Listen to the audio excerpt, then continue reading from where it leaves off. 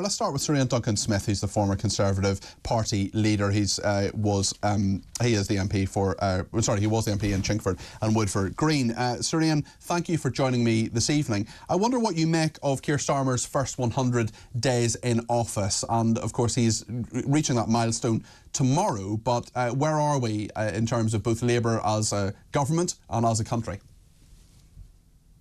Well, by the way, I'm still the MP for Sorry, Chingford. I do know that. Apologies. Chingford and Woodford Green. Apologies, Sir Iain. No problems at all. Not at all an issue.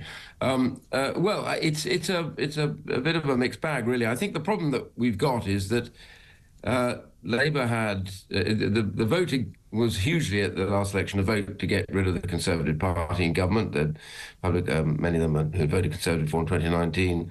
Went to mostly to Reform or stayed at home, and some went to other parties. But the main result of that was that under the system that Keir Starmer's poll rating of about 33% is one of the reasons why I think they've got into quite a lot of difficulty quite early on.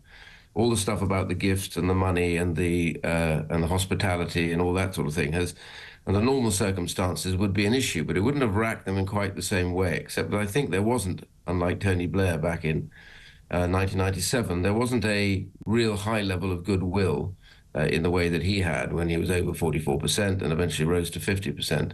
So the real problems here are this has been more damaging, and it's gone on, the chaos over that. And the second thing, over what's happening in his outer office, I think, has led what would normally be Westminster sort of internal stories has caught on, I think, around the country, and that's started them off on a weak position. So I think the first thing is that they seem to have drifted backwards, which is the first time I've seen a newly elected government go down, as it were, rather than up. And when you refer to that outer office, you're talking about Sue Gray, you're talking about all the different machinations, Morgan McSweeney, and not having a principal private secretary and all the rest of it. I mean, do you think Sue Gray has been treated fairly? Well, it depends which side of the fence you're sitting on. My personal view is that I thought it was a mistake to bring her in by him. She's quite well known, I think, in the civil service for being pretty strident and wanting, when she wants, to get her way. There's nothing wrong with that. That's what you have to do. But I think that there were always going to be clashes for those who thought that they actually were working a long time before with Keir Starmer, who didn't feel that they should have been eased out or pushed backwards. And so this often happens in Downing Street. This kind of war takes place between those who wants to be the last person out of the Prime Minister's room and the one that actually mostly gives him the kind of twist on the information so that he has a good preparation. So she was determined to do it, and McSweeney wasn't going to have that because he had been with him for some time. So it was always going to be a clash. The fact that it was allowed to go on like this for so long, I think, sort of indicates that Keir Starmer couldn't make a decision about it. And I think this was one of the biggest problems. It indicates to a degree that he's reluctant to make important and quick decisions about things that are affecting his own briefing, his own office, and of course himself.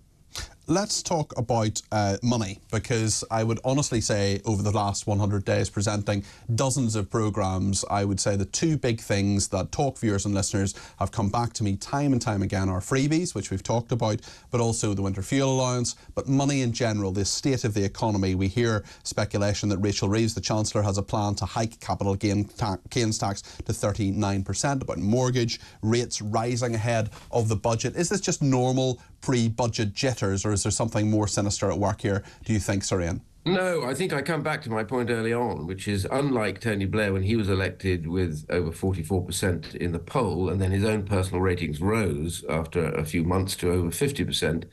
The problem is that what they're now planning to do, underlined by the winter fuel cut, which I think was a big mistake early on for them to do, that's what's made all of this stuff surrounding this package, including the run to the budget, look somewhat dysfunctional. A few leaks, a few issues about people's salaries, and then you're into the stuff which really hurts. Who are you actually targeting? So the real problem they've got now is that they said they were going to go for growth. They said nothing much about tax. They gave this absolute undertaking they wouldn't be raising tax. What they said on working people, the definition of somebody who works, is pretty narrow as far as I can see. But the reality is all of this suggests to me that they weren't telling the whole truth during the course of the election in their manifesto, which is why people are getting angry about it, because they feel as though they were misled in the course of that debate. All these pledges made and now seem to be being chiselled away at slightly, or else not actually explained at the time of the vote. So I think this is where the problem arises for the government, instead of getting onto the front foot immediately. And then the final bit, I think, which has been a mistake and shows, I think the best way of characterizing the government at the moment is dysfunctional, is the gap between arrival in power and the budget. Most governments have done this quite quickly afterwards. They're ready for it, they prepared for it, and they get this going straight away. It gives you a sense of direction, it takes people away from all the other stuff. This government spent months now, and we're going to get a budget in October, but they were elected back in July, and that's allowed a sort of vacuum to exist in government, which into all these areas about who's running the Downing Street and the issues around money and donations, and then finally, of course, this whole business underlaid by the cut in the winter fuel. So this has led to problems by not getting on top of it straight away. Do you think that the Conservative Party, do you think, Sir Iain, that your party, the Conservative Party, has opposed this and has opposed this government well in the last 100 days? I know you back Kemi Badenoch and you've made your support for her clear in the last few days. Do you think that she is really the person to take on Sir Keir Starmer, and why? Well, I do. I think that those who stood, all of them could have made a good fist of being leader. My main difference to everybody else was I think I was not after somebody that's going to come ready-made and all polished, ready to go straight into government. We've got 4 to 5 years of this government. What we really need to see is somebody who grows in character and is able to show everybody that there are a set of principles and understandings about what we did wrong, what we failed to get, why people moved away from us, and what we have to do to bring them back. So understanding all of that and then growing as a person. I mean, I think back to Margaret Thatcher, and I can remember when she first got elected as leader, everybody thought this was a dead loss. She wasn't going to get on, that there wouldn't be an issue. She was sort of quirky. And then in 2 to 3 years later, she's grown hugely in stature and she starts to command the opposition process. But these days, do you have that luxury of time? Well, the luxury of time is that we have 4 to 5 years before there's an election. In that time, we've got to reset ourselves. Conservative Party's got to recognise that we made some very significant mistakes. We let people down. We need to show them that we understand that first and foremost. To get the right to be heard again is important. But you asked a specific question, do I think they're making a good fist of it so far? I think Rishi Sunak has not done too badly sitting there as an ex-Prime Minister who felt that he should have stepped down and has been waiting for this process to take place. But I thought he's landed a number of blows, and a number of the other front bench have too. And I think you can see some of that by the mess that Labour seem to be in at the moment.